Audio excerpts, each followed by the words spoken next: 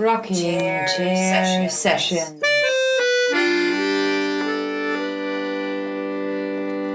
With Elisa Di Battista and Maria Teresa Barber.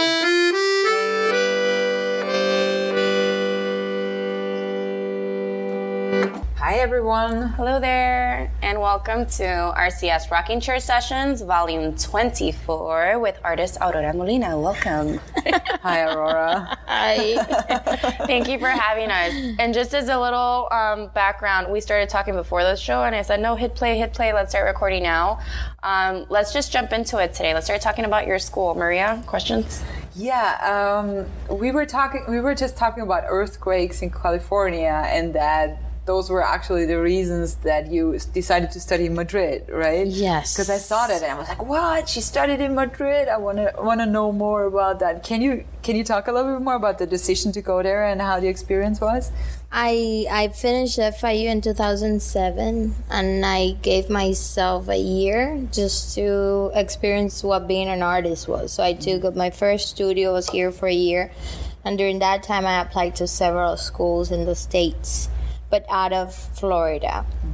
But it was a time where I was out of school. That wasn't a priority anymore. It was more to discover who I was as an artist, I guess. And I had already been here for several years, and I felt like going to Spain was kind of like a way to reconnect with my background. Like I wanted to talk in Spanish, think in Spanish, be an artist in Spanish, like 24 hours 7. So that was one of the aside from loving the landscape in California, but not willing to live through an earthquake. I said, I wanted to experience living in Europe for a little bit more. It's a different schooling, I will say. It's more conceptual. I had looked into a school that was partnered with several universities here, so the degree would transfer. And it was the first time also that I would live by myself abroad, and kinds of like hitting all new terrain from everywhere. So I went to Universidad Europea de Madrid, and they had a program running for 2 years, a master's in contemporary art. And, I went for an interview. I lost my flight, and then I had to buy a ticket. Like the door literally closed on my nose, and I had an interview the next day, and I said I had to be there. So I had to buy another ticket and then fight with the airline company, because they opened my bag, took my computer, and they even dispatched my bags. They knew I was traveling, but anyway, that was kind of like a new head start, because I did concentrate a lot in international traveling doing my master's, not so much in school. So but I was there for 2 years. And like I told you, it's a different mindset.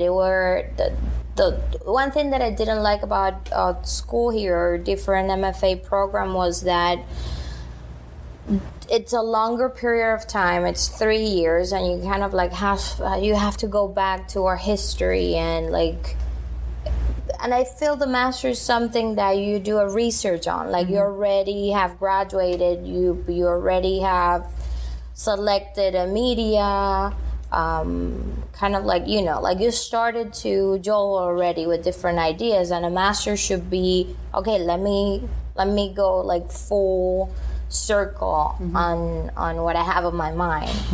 And there I work more like seminars. So like 7 weeks we'll have one program that will be concentrated on like art and technology and feminism. And so from your medium, you kind of had to explore that. And also the training that I had here was more like working and producing a lot. But being in there and the way the program was directed, it's like you had to research, you have to go and immerse yourself into art and philosophy and kind of like think things through before you get to make them. So it like turned many things that I was exploring already and kind of put them in context. And that had set like a good solid stone for how I attempt to create work. It's like I feel I need to do the research, have the solid idea, know where I'm coming from, and then see it and work. I remember being in there and sharing like a little catalog that I had made for the interview.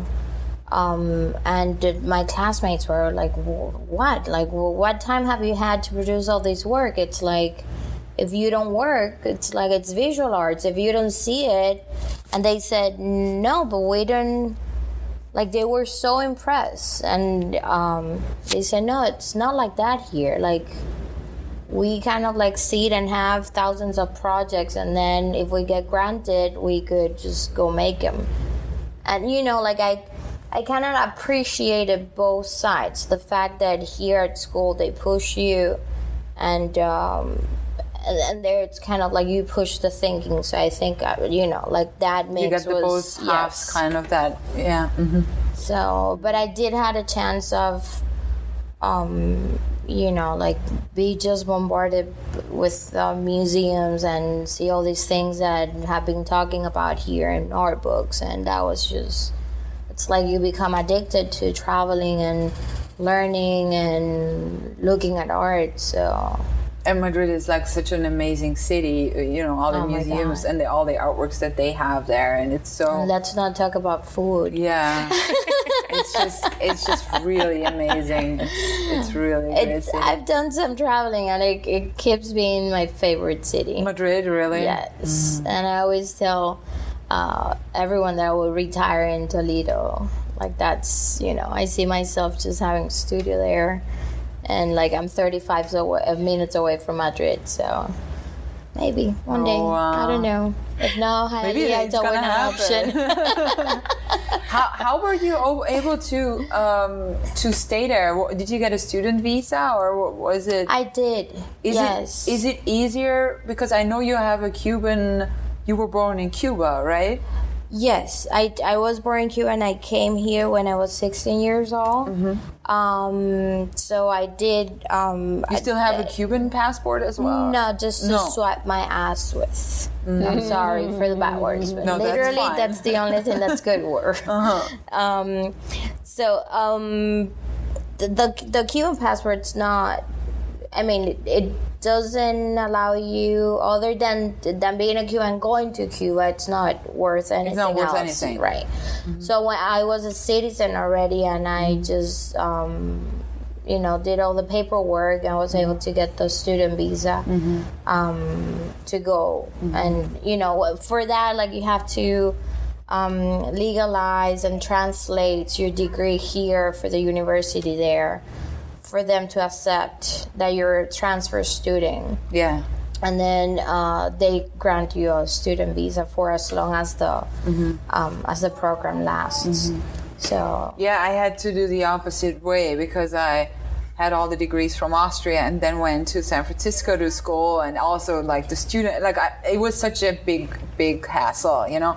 So I was wondering, because I feel like so many Cuban artists also go to Spain to spend time there, and I thought, is there like a special relationship between Spain and Cuba? Well, there is. My dad is a Spanish citizen, and I have a passport, a European passport. Now, I didn't have it before, before going there. I was able to get it through my grandmother.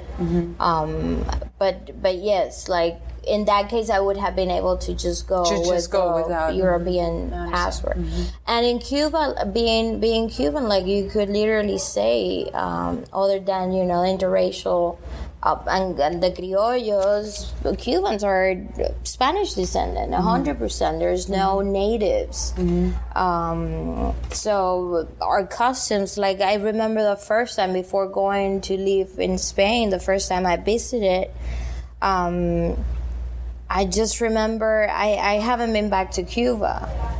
And it's part of what I was telling you, you know, it's part of like wanting to experience that somewhat like my heritage. Like I'm standing here now, I'm done with the responsibilities of school because I've never, you know, I always grew up knowing that education is a must.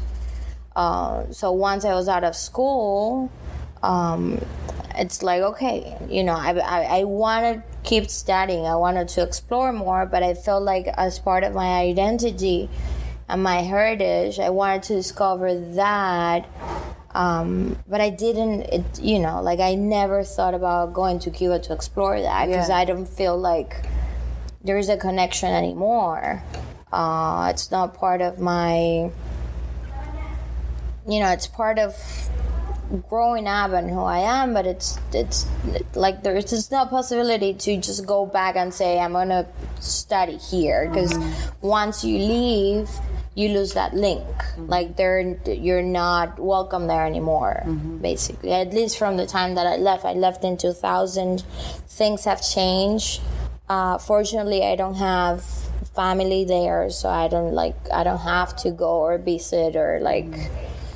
But I did want to explore part of that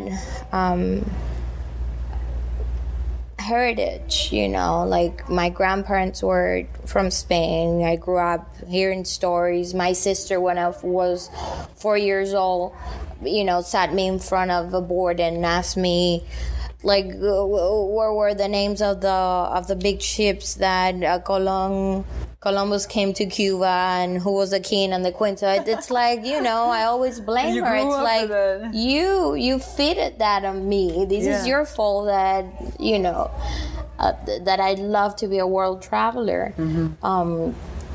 So going there, for the first time I got there, I went to visit friends that were doing study abroad. And we stayed there for like a month and a half, and we traveled to the south. And I just remember like feeling at home, you know, like the gestures and the, you know, the loose tongue, the food. I don't know, it was something that clicked immediately. And I just said, I wanna feel this every day.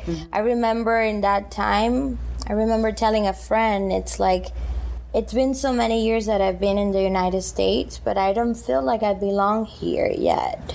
You know, like I don't feel I'm grounded here. I don't feel like, not because of littering, but you know when you just like at home, you just like fold, like you want to throw a paper to the floor and it's your house and you want to do it and who cares, you'll pick it up later. I never felt like I could do that here. You know, that kind of like... You're kind of restricted in your freedom that you could be the person that you are in a way, or... Yeah, there are things that I didn't identify with and I didn't have that sense of belonging. But when I got there, I said, you know, this is what I know. This is like, I remember so vividly.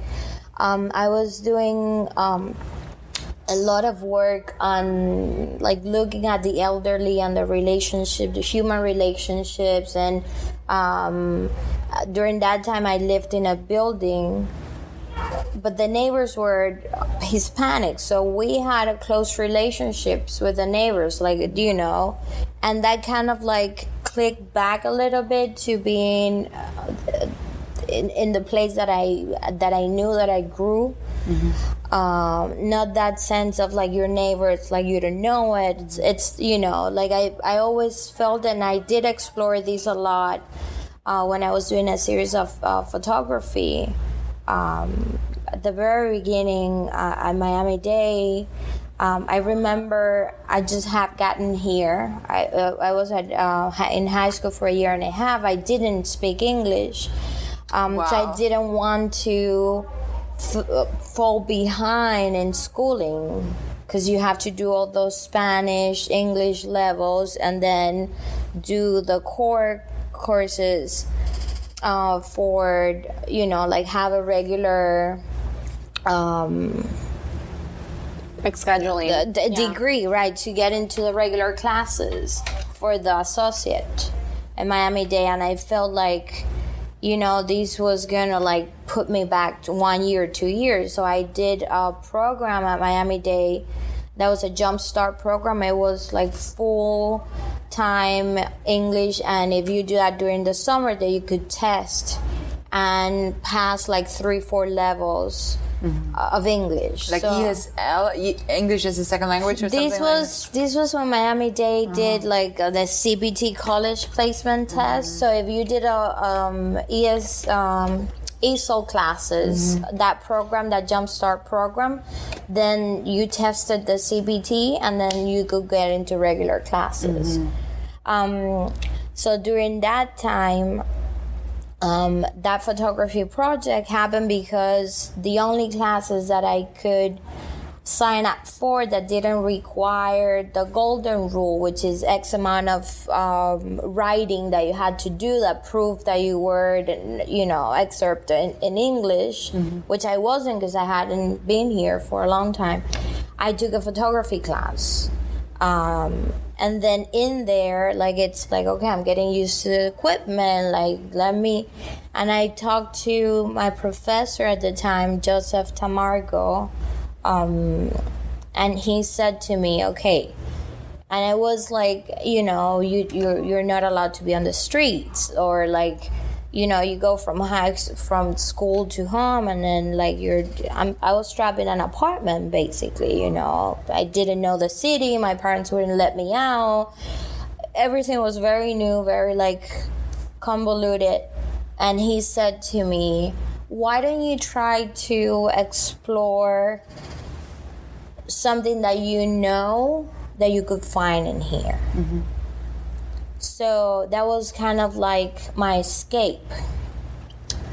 My dad had a supermarket with a restaurant. He was on 8th Street and 43rd. So that neighborhood there had a lot of immigrants and Hispanics and Cubans. Behind that restaurant, there was a trailer park.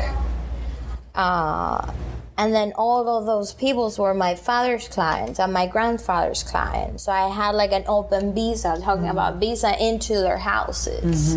So these trailers had like a porch. And I remember going there every afternoon after I got back from college, and just with my camera saying like, you know, I'm like Herman's daughter, you know, from the Marquesito, from the little market. And they say, okay, yeah, welcome. Like, what are you doing? And it's like, I'm working on a school project. I'm trying to create a parallelism between things that I've seen, that I've lived, that I have experienced, and see how I could find that here. And that became my, you know, my project. So I will go there every day. I had, you know, I was out. I was talking to people. I was in people's houses. They would open, you know, the fridge. They would show me their shrinks. And that just, you know, it gave me a different perspective into the city. I know many people don't live like that, but in this very particular place, there was a community. Coming here, being new, making friends, I had lost touch with that community, and it was something that I was missing, you know, that I needed, because I'm a social person. In fact, when I was 9 years old, my mom didn't want to show me or my sister how to ride the bike, because they knew the second that I would ride the bike, I was lost. I would go from friends to friends, you know, like, and I said, okay, don't show me, but I'm gonna learn. So I took that bike, like a 1920 bike from like you know, it wasn't the oldest bike you could ever imagine. It was, you know, like a repair bike. That's how you grow up in Cuba, like you recycle. So this was like, I don't know. I went to my neighbors, across the street, and I hauled from pole to pole in their houses until I got loose, and I said, okay, bye. And that was it. So I grew up like that, and coming here 16 years later, knowing that, it's like, are you gonna just contain me into four walls? I can't. I can't. So these things became my refugee. These people became like, the stories that I would talk about, and then the whole search began in there. So when I was in Madrid, going back to where I'm telling you these, all of a sudden, what is something that struck me the most? It's like people on the street. Older people on the street. Mm-hmm. I remember on the sidewalk of where my apartment was, Lavapiés, which is it's a mixed match of races. It's super eclectic. There is people from everywhere. Just every time I will go to the university, I will walk, and by the sideway on this little terracita, there was a grandmother drinking a beer with a grandchild next to her, talking about how the day was. The simplest of things. And it's like, oh my God. Like, what the hell is this? This is something that I cherish. This is something that I missed. Mm-hmm. So I immediately knew in that trip that I wanted to touch base with that again. Mm-hmm. And when it came to the decision, maybe the universities here would have been better, but I needed to, my work has always searched into that side of like a human behavior. Mm-hmm. I've always felt like to tell a story, you have to be an observer. So I needed to be on the streets. I needed to be out. I needed to see how people behave, how people grouped, how they talk, to be able to tell stories.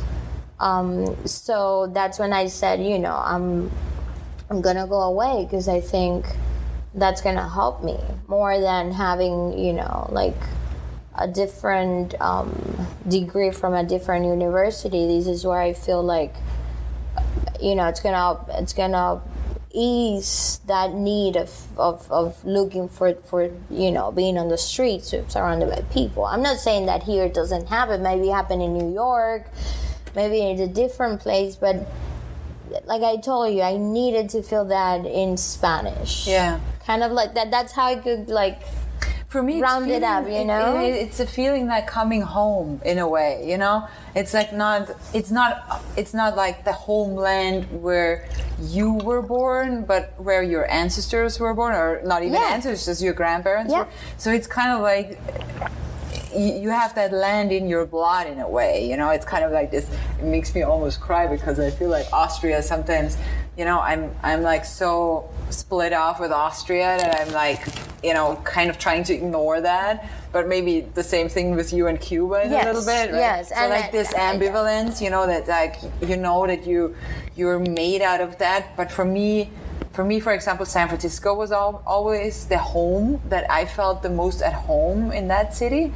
And so I can really relate to that. That you were like, I always feel it's always like when you're feeling the most yourself, that enables you to create so much differently, with more ease, or with more self-esteem, or like with more assurance in a way, when you feel like and you're self-consciousness, you're at home. right? Because you feel like you're there, you know. But you're also in yourself. It's always also a coming home in yourself. It's not just the outside. It's also in yourself. You're coming to your own roots, or to your own absolutely. strengths. I felt like I could have grown in something like that. Mm-hmm. I could have grown up in a place like that. Mm-hmm. Where the economic and social political things would allow for that. Yeah.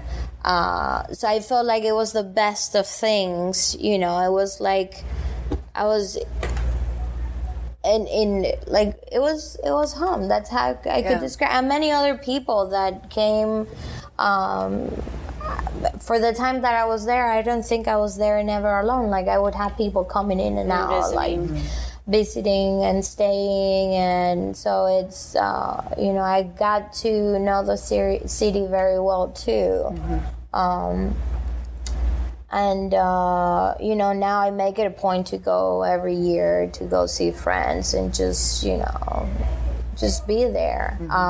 I did a residency, not this past summer, the summer before. I was there for 2 months.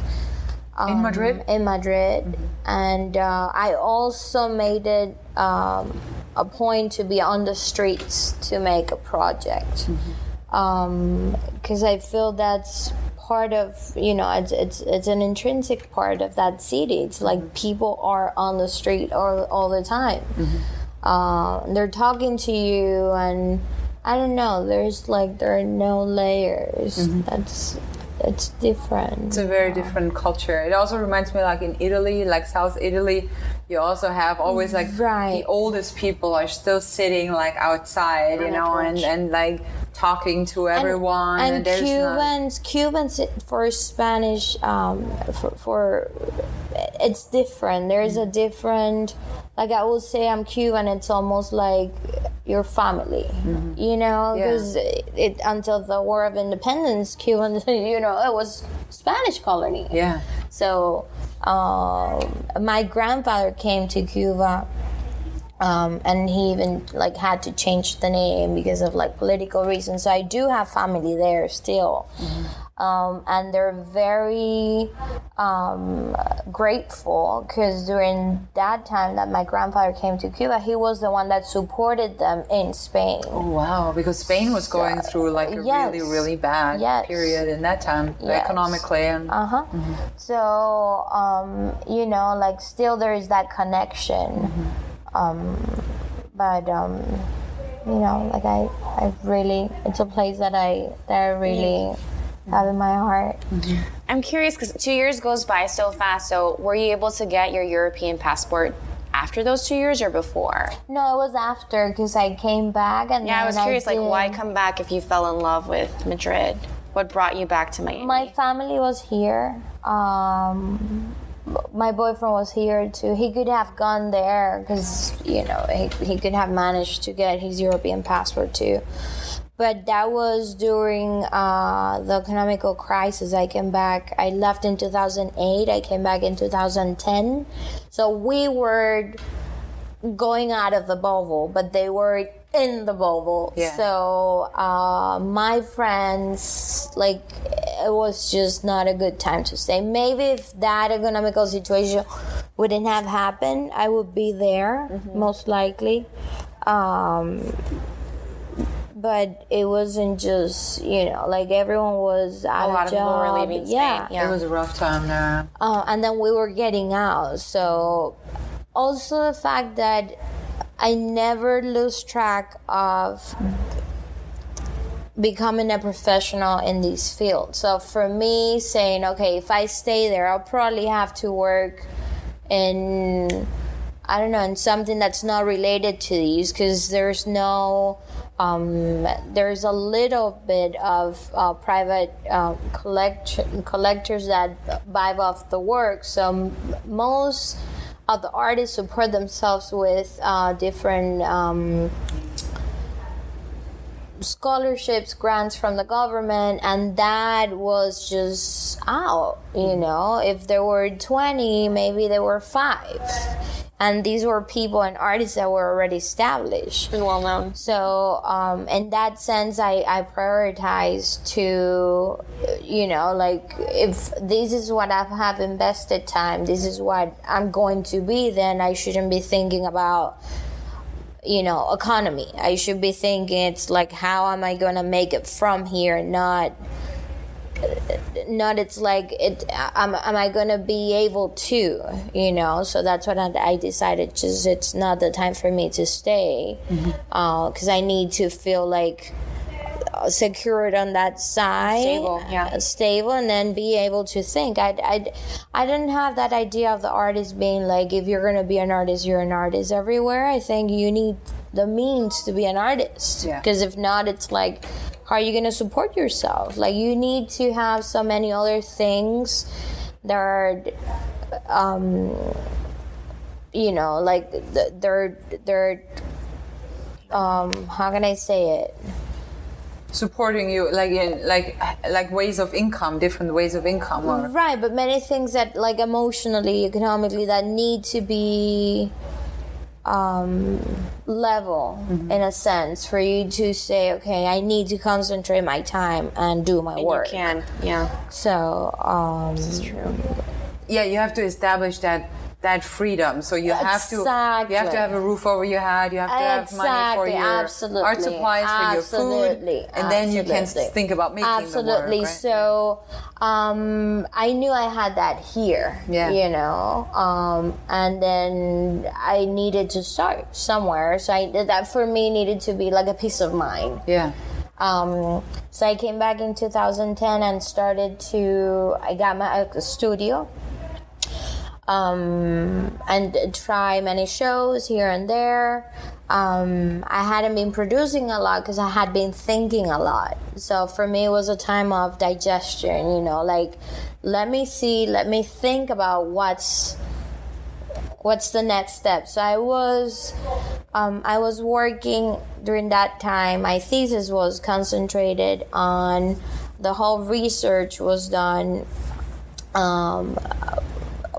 in mind with the elderly and how society treats elderly people, just because I had the two circumstances, you know, how it works here in the United States, how capitalist society see people that are retired, you know, that connection. At least I'm not globalizing and saying it's the same way all around the country, but at least here I had it experience with my grandfather. So I knew what I was talking about because I would see them. With my family, I was very, you know, aware of like keeping them at home. And then there's these other things that you hear. No, I'm just taking them home because you have to work, you have to produce. So I sustain you elsewhere because I cannot keep you on a diet like my dad did, you know. Like, that was what he sold the business, because my grandfather, he was a diabetic. So he started to like fall and he couldn't walk to work anymore. So he said, I'm quitting these and I'm just taking care of him, you know, for as long as he needs to. Wow. So, you know, it takes a lot. So he gave up his business to take care of his father. Yes. Wow. And the same thing happened then with my grandmother and my mom, you know. So it's like, I have grown up in that, in those circumstances where, you know, the elderly, which has been always your support system, comes first. And it was something that I had seen, not experienced, but I had seen in Spain, like, you know, like having they you know, like going to different parks and seeing them like play in groups. I would visit for this research. I visited a couple of places where they have like a daycare for adults, which we have here too.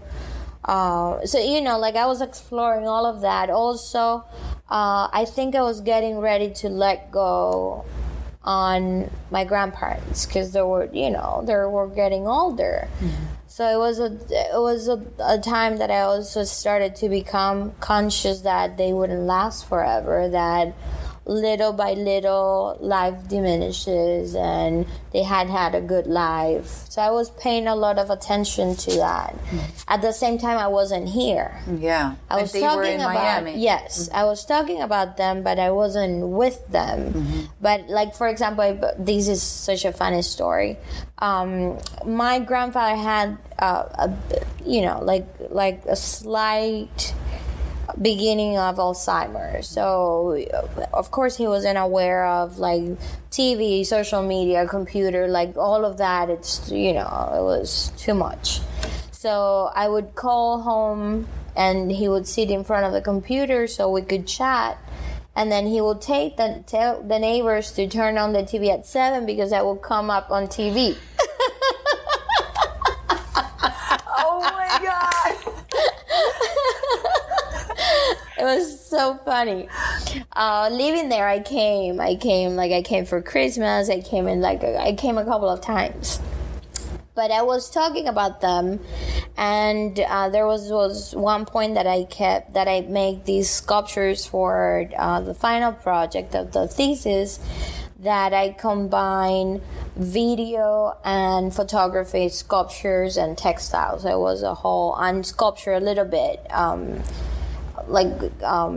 So what I did was I had my sister photograph them by sections. I printed that on canvas and then attach it and make like a soft sculpture. But you could see the skin, the wrinkles, everything. It was very detailed. And then I installed that both of them were facing each other. And this is my grandfather from my dad's side and my grandmother from my mom's side. And they were both from Spain originally? No, these were not. I mean, they're Spanish descent, but they were born in Cuba. On my dad, I say my grandfather, but it's my great-grandfather, I guess. It's...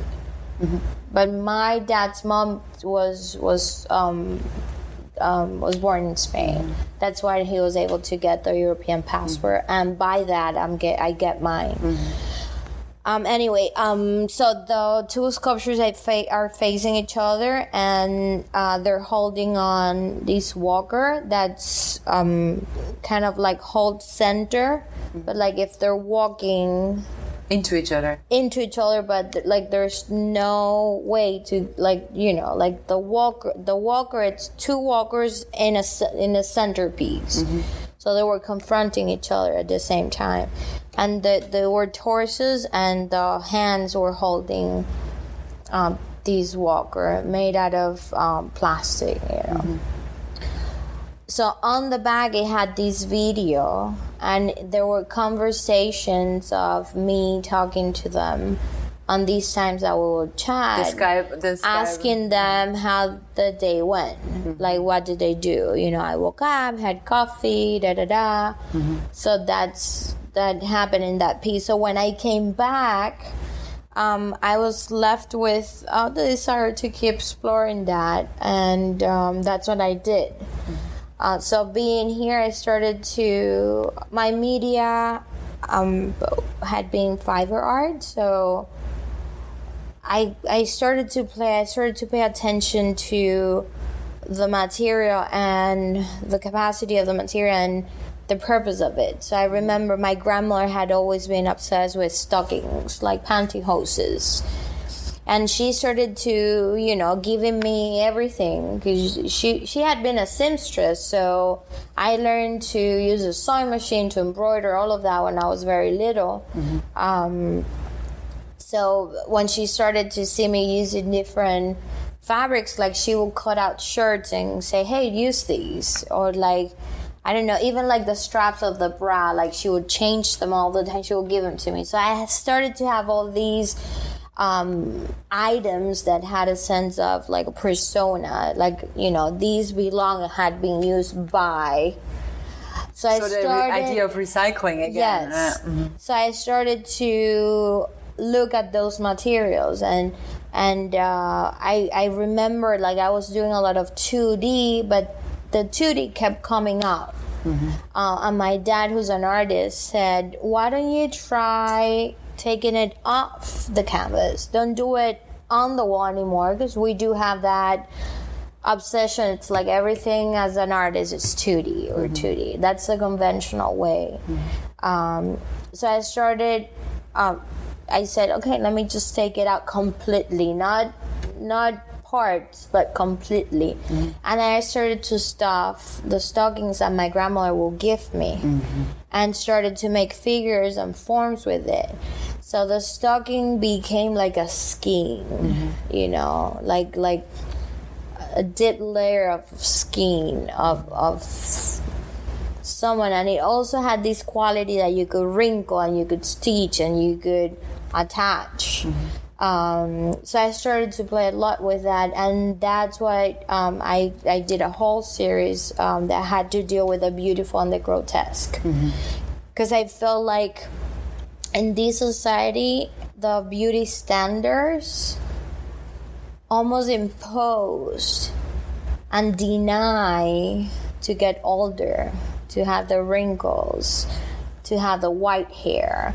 So there were many things that I was looking into: objectification and beautification and plastic surgery. And the plastic surgery, the fact that you stitch, you know, like you fix. And so I started to explore all of that with these materials.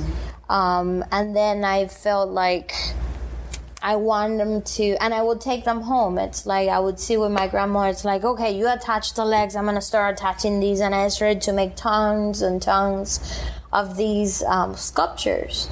You know, like I always had the need to involve many people into what I do.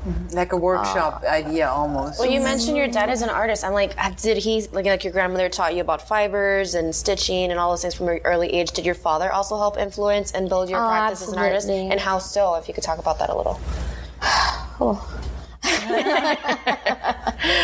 I grew up with the walls like completely covered, and I remember the games that I will play, having a limited time to look at cartoons or TV, was to sit there in front of his paintings and just discover what they were about, you know.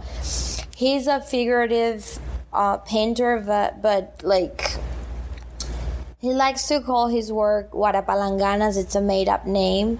And there are these creatures, part human, part animal, that interact in this crazy world that he invents. And I think growing up, that was escape for him, for me, for all of us. There were like really critical times. My dad left Cuba during the first exodus of intellectuals that started leaving the island. He left in 91.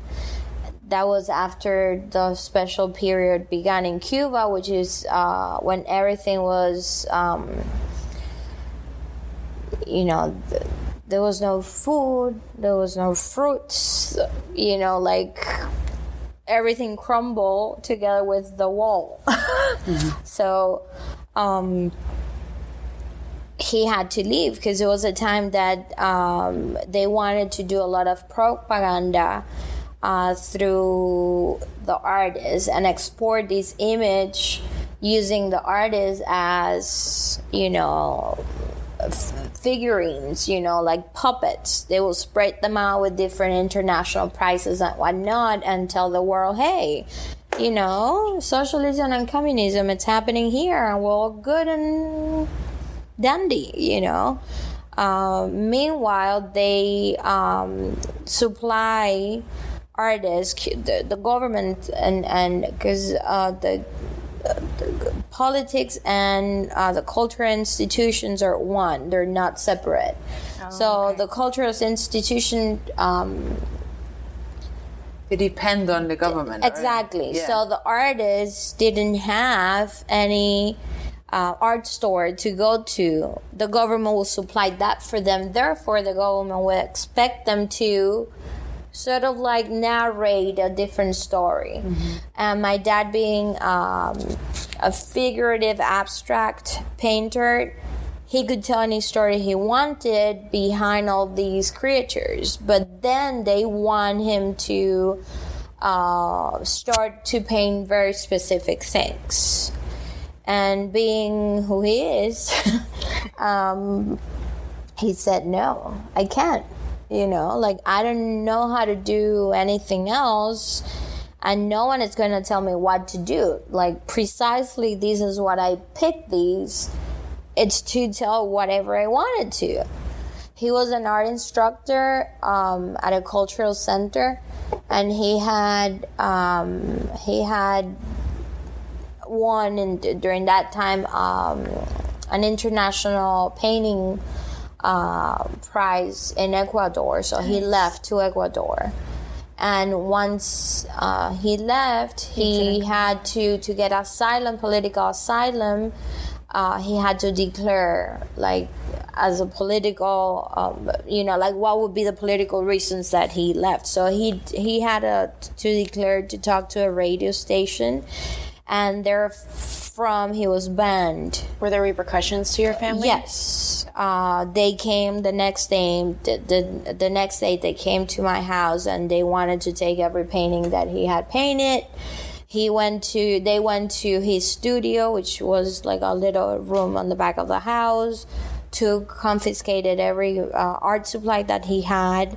So they also went to this cultural center, this art center that he had, where he was teaching, that he was teaching, and took everything from there. And also my mom is an architect. They unemployed my mom. They said she couldn't work anymore. And they wanted my sister to be out of school. She was in a school that was, I don't know, but there was it was part of different programs that they had, and she was in a school that was for highly honor academic students. Students that were expected to excel in life, belong, but they were expected to belong, like, affiliate to political and youngster programs, so they could drag them into whatever agenda they had. So my sister was in that school, and they attempted to, they had an eye on me, and whenever there was a little chance, one day I said, I need to go to Mass, because every Sunday you go to Mass, being, you grew up Catholic, so going to Mass, then if you don't go, you're a sinner. And there was also a political march. I don't know which event it was, but you were also expected to go there and march and represent the school. And in Cuba, growing up, you need to be a pionero, a pioneer. Like, you wear your scarf, and that represents, and you have to swear every day that you're going to be like Che Guevara. Which you see later in your work, that you've done pieces and have to do with that. Was the pioneer? Yes, that was a very harsh piece to do because of the event that happened, which was that I said very naive to my teachers, like, I'm not going to be able to go to a march to Sunday because I need to go to Mass. So whenever I finish, I will go and join you guys. And that was like, so she said, you cannot do that. And I said, well, I'm going to do it. Very naive. I was 8 years old. So I did. When I come back Monday, they called me up and they said, you had missed this. You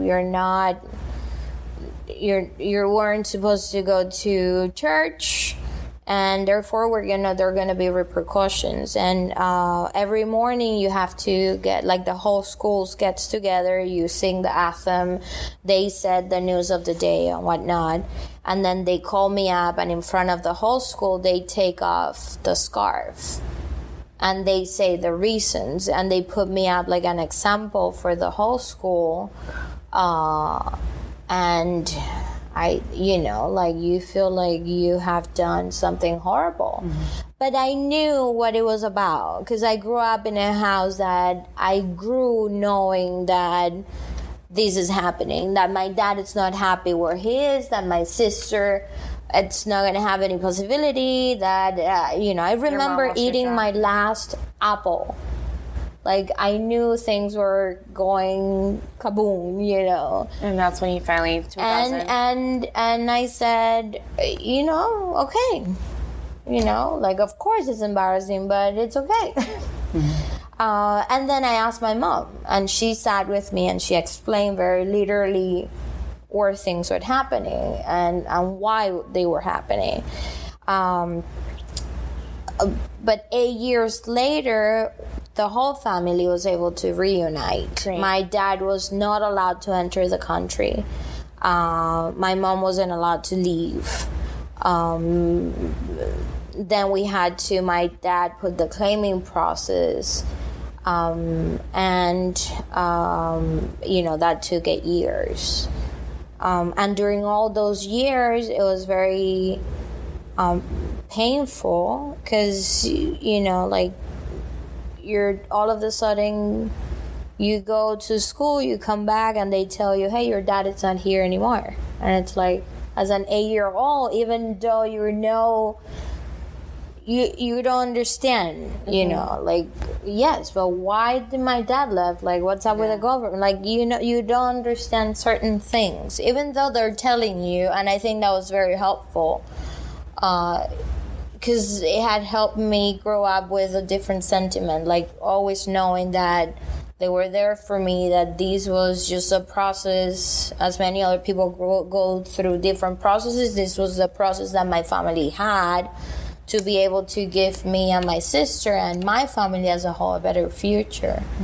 So it did help me understand it as I could possibly get a better understanding growing up. But those 8 years were very, very hurtful. Well, I feel I see a reflection of that in your work. Whenever I see your work, I feel melancholy. Like there's a sadness to it. Like I don't really necessarily. You use bright colors sometimes, and some of them are supposed to be more animated, but there's still a sadness to them. To me, at least when I see your work, like it's serious. It's not just play. It's like it's deep. I don't know how else to describe that. Like when I saw the Marilito piece, like I stood still, like I stared at them, like it felt very powerful. Very emotional. Yeah. Also. I think as an artist, I do think I have a responsibility to tell a story. I think we're storytellers. And I think the pieces that have, that could translate that are pieces that come from within and from different experiences.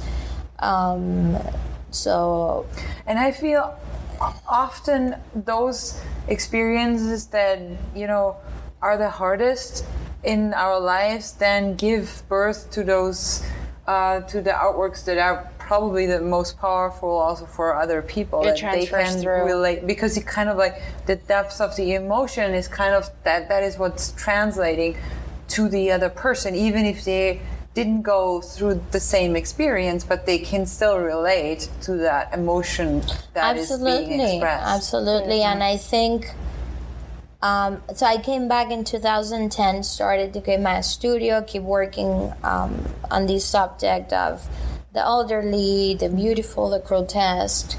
Of course, I had big influences, like I could go and stare at Goya for hours. Mm-hmm. And I love the caprichos, and I love just, like there's something there that just, I like the beautiful, I'm not saying no, but I think within, like what's beautiful. I remember reading this essay, the aesthetics of like that paradox, like aesthetics and beauty. Mm-hmm. So yeah, I took that. What can be beautiful? Beautiful, it's a beautiful sunset, mm-hmm. and for someone could be a beautiful raining afternoon, like. It's such a a relatives thing. So for me, I find beauty in you know, like now I'm starting to look at my mother's hands, and they're just starting to look so much like my grandmother's, and it's like, You see the process repeat itself you all know, over again. and I think that's beautiful, because it's like, and it's gonna happen to me, you know, and that it's just life, and I think negating that, it's just devastating. So that's why I always find this thing with the needle. It's like, you know, you could repair, you could break, you could repair, you could break, but you're always attaching, you're always putting together. Are there any new themes? Because you've explored the elderly, you've explored the skins and the family. What are you looking forward to, like new works, new pieces, new shows coming up in the near future? Right now, that piece, Pioneros, is going to a show in Hollywood, and the show is curated by Laura March, and she's, the show it's called Modo. Okay. So she's exploring the idea of things that could brainwash you. And that piece is, you know, it's such a strong piece in that sense. Yeah. I'm not saying it's a good piece or a bad piece. I'm saying it's very strong. Like the whole meaning of the piece is like waking up every day and repeating, I want to be like Che Guevara. And who the hell is this guy? You know, like with 8 years old, how you understand that you're idolizing these men that you don't know, you know, and then it's you know, and you have to say it every day, and you have to believe it every day. Otherwise, there are repercussions. And it's part of the whole propaganda and agenda on these countries. It's like they brainwash you. Like I remember having these strong conversations with my brother-in-law. It's like, can someone brainwash you? And I said, absolutely yes. Anyone could brainwash you. You have the ability to brainwash your children, you know, and don't let them think as an individual. Like it's that's something that I find very powerful in education. As an art educator, I think it's a lot of responsibility. It's a big responsibility to just let the kids develop their own way of thinking without having any inputs. And I think that's doing that through art and letting discover that through art. It's, you know, like you're taking away the filter. It's like, here you do whatever you please. Just today I was teaching, and there comes this girl to me. I like to bring back the textile and the needle and the thread, and then they don't even know that's a needle. They saying this is a pointy thing. And it's like, there are many pointy things, but this is a freaking needle. So just say it with me. So there comes Crisetta today, and she tells me, okay, so Miss A, where do I go? It's like, you go wherever you want. You know, like I gave you the instructions. You have started to embroider. You go now wherever you want. Like, now I'm just here to guide you. I'm not here to tell you, go here because it's going to look better, go here because it's going to look worse. Now you do whatever you want. And then she came back. It's like, hey, look, I took this line straight and then I turned diagonal. I think that might create. And then she started, and it's like, maybe in life that's a lesson, you know. Maybe she doesn't turn left when she has to, but she'll turn right and she'll find something really good there. So, and I do absolutely love that role as part of my practice to being an educator. And anytime I have a chance, it's like I'll always be there. When is Motto up for? What's the date on that? I don't have the dates yet. Okay, we'll keep it posted, and then we'll link your website to that. I believe that Maria Teresa has one final question. She's been waving her hands at us. I want to do one final question. Do your final question. You were sitting on a magical chair all this time. You have 3 wishes and 30 seconds. Okay. Well, now I'm a mother, so... Congratulations. I wish that part of my job is to raise a good human being. Awesome. My family and friends, and keep being a creative monster. That's I all. like that, a creative monster. That's beautiful. Thank you so much for a slightly longer, listening to our slightly longer. It was only 9 minutes. I blame Alicia. I'm sure they always. enjoyed it. Sometimes you have to let things go. I secretly wish it were 2 hours, but thank you guys for visiting us. Thank you so much for listening. Thank you so much, Aurora. No, for thank you for having and me. really personal stories with us. No, it it's was a great. pleasure having you here. Thank Such you. an honor. Next, And- coming up, we'll have artist Salvador. So we'll see you guys soon. Bye. Julian, very soon. Bye, guys. Bye.